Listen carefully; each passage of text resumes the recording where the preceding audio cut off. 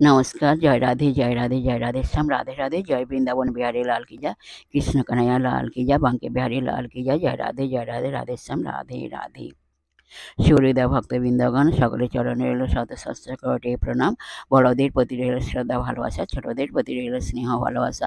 আমার সমস্ত সাধু গুরু বৈষ্ণব ভাগবত ভক্ত ভগবানের চরণে রইল শত সহস্র কোটি প্রণাম, শ্রদ্ধা ভালোবাসা। আমার গৌর গোবিন্দ রাধা গোবিন্দের চরণে রইল শত সহস্র কোটি প্রণাম, শ্রদ্ধা ভক্তি, শ্রদ্ধা ভালোবাসা। জয় রাধে, জয় রাধে, রাধে শ্যাম, রাধে রাধে।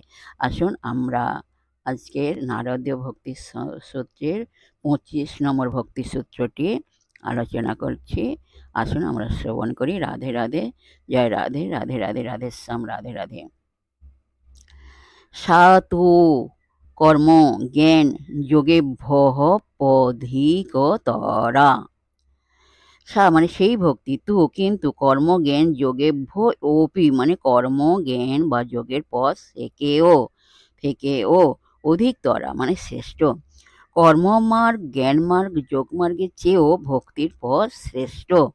ফল রূপোত্তাপ্ত মানে ফল রূপোত্তাপ্ত, এই ভক্তি স্বয়ং ফলরূপা। এই জন্য ভক্তি স্বয়ং ফলরূপা বলেই অন্য মার্গ থেকে তার শ্রেষ্ঠত্ব। ব্যাখ্যা: দেবর্ষি রচিত 24টি সূত্রে 3টি প্রধান বিষয় এতক্ষণ আমরা আলোচনা করলাম। প্রথম হচ্ছে পরাভক্তির সংজ্ঞা। প্রথম 6টি সূত্রে এই সংজ্ঞা তাৎপর্য বলা হয়েছে। পরবর্তী 8টি সূত্রে ভক্তি লাভের জন্য যে সর্বস্ব ত্যাগ করতে হবে সেই বিষয়ে আলোচনা হয়েছে, এবং শেষের 10টি সূত্রে পরাভক্তি সম্বন্ধে অন্যান্য আচার্যদের অভিমত ও পরাভক্তি তাৎপর্য বৈশিষ্ট্য দেখিয়ে এখন ঈশ্বর লাভের জন্য অন্যান্য যেসব পন্থা আছে তার সঙ্গে ভক্তি তুলনা করে আলোচনা চতুর্থ পর্যায় শুরু হচ্ছে। রাধে রাধে।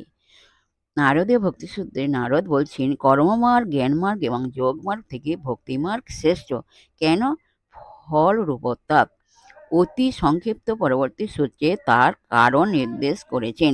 ভক্তি কেবলমাত্র উপায় নয়, উপেয়। ভক্তি একই সঙ্গে সাধন ও সিদ্ধি। প্রবর্তক রূপে ভক্তি অনুশীলন হচ্ছে সাধন পন্থা, এটি তখন উপায়। কিন্তু পথের শেষে আমরা যে লক্ষ্যে উপনীত হই সেও ভক্তি, তখন তা সাধ্য ও উপেয়।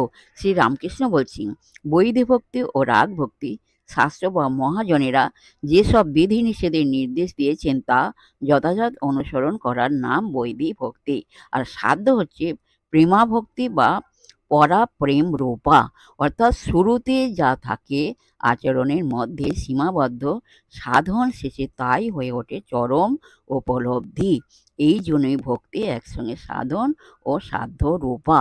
এখন প্রশ্ন, তাহলে ভক্তিকে সাক্ষাৎ ফল না বলে ফল রূপা কেন বলছেন? এ কথা বলার কারণ, যে কোনো কর্মের ফল হচ্ছে উৎপন্ন বস্তু, কিন্তু ভক্তি উৎপন্ন বস্তু নয়। ভক্তি আমাদের অস্তিত্বের, আমাদের সত্তারই উপাদান। কর্ম বা সাধন দ্বারা আমরা যে বস্তু লাভ করি তা আবার বিনষ্ট হতে বাধ্য। প্রাকৃতিক নিয়মই হচ্ছে যা অনিত্য তাকেই হারাতে হয়, অর্থাৎ কোনো এক সময়ে তার বিনাশ অবশ্যম্ভাবী। কিন্তু যদি কেউ একবার ভক্তি লাভ করেন, সে ভক্তির আর ক্ষয় নেই। এইটি বোঝাবার জন্য ফলরূপা বলা হয়েছে।